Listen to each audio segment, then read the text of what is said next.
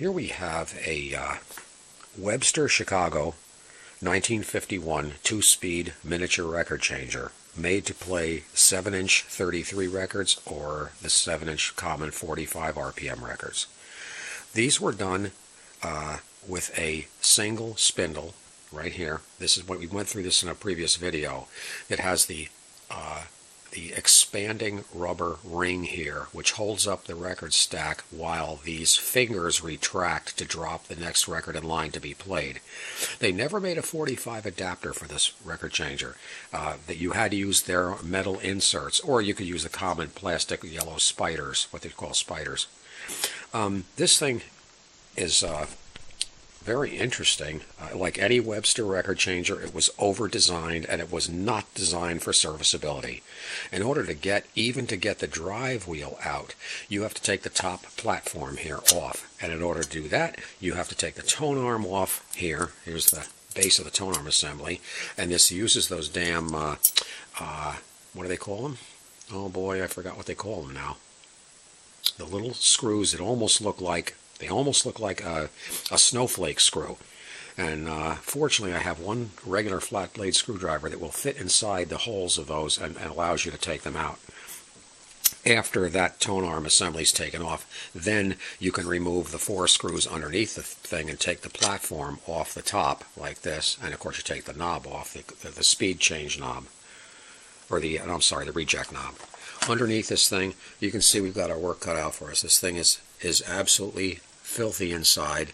Everything, there's spider parts, all kinds of good stuff. It's completely frozen. Nothing will move on this thing right now. The motor is absolutely frozen. You can't even turn it. I don't think you could even turn it with a pair of pliers. The only thing I've done so far is I've done the drive wheel over. The drive wheel's been done over so far, and that's it. And you can't even take the drive wheel off this thing without taking the top panel off. So anyway, that's going to get that out of the way, because this whole thing has to be totally disassembled to clean it and to service it. As I've said before in many of my videos, if you're going to start something like this, take plenty of digital pictures and write down in words that you yourself will understand. Put down the order of the disassembly that you did in a way that you'll remember it. This here shows a good picture of this is the top of the tone arm assembly. It's just the shell of the tone arm is not on it right now. This is the top of the platter. This is the tone arm, rear of the tone arm.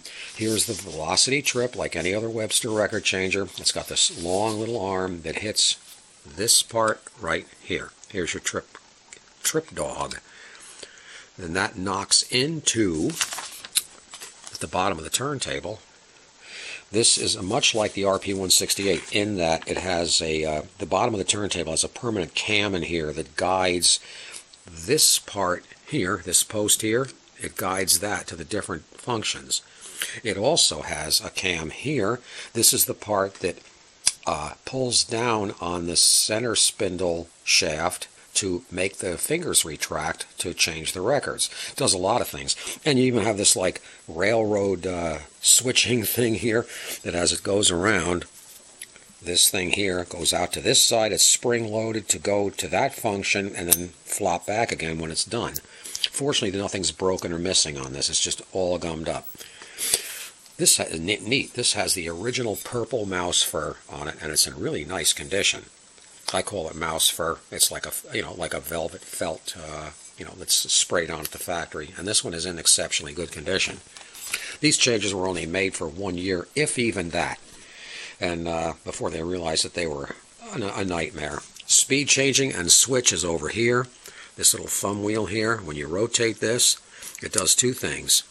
It turns the switch on here, and it moves the drive wheel either up or down on the motor shaft. You'll see it is a 2-step motor shaft, and it moves it up or down depending on whether you're playing a 33 or 45. It also nicely moves the drive wheel off the shaft when it's in the off position. So it saves it from getting that dreaded bump, and that's the only reason I was able to save the drive wheel. And the motor mounts are huge on this thing. They're like 4 times the size of the ones in the RCA and the other VM, any other changer. So I fortunately was able to get them from Gary at voiceofmusic.com. I was able to get new ones. So anyway, this is the beginning look of this thing before we start restoring it. Oh, This here is this part of the cam here is what guides the arm. It lifts the arm up and also pulls it towards the record. There's all kinds of stuff, all kinds of levers and bars. But as I said before, you've got to take plenty of pictures and make plenty of notes of where stuff goes, because there's not going to be much help for you if you put this back together wrong or you forget where something goes. See if there's anything interesting on the underside to show you. Not really. No, there's really not much to see under here. There's the motor. As you can see, you can't turn that at all. There's the switch right here, the on-off switch. I cut the cord because mice had chewed the cord. They got inside this thing, and I don't even know how they did it, because in my way of looking at this thing, there was no way they could have gotten inside this thing, but they did, and they chewed the tone arm wires too. I don't know if I can show you this. They got down inside this and it did nothing else except chewed all the wires at the bottom of the tone arms. Got to change those too. So this is going to be a neat project, and anyway, we'll come back to it later.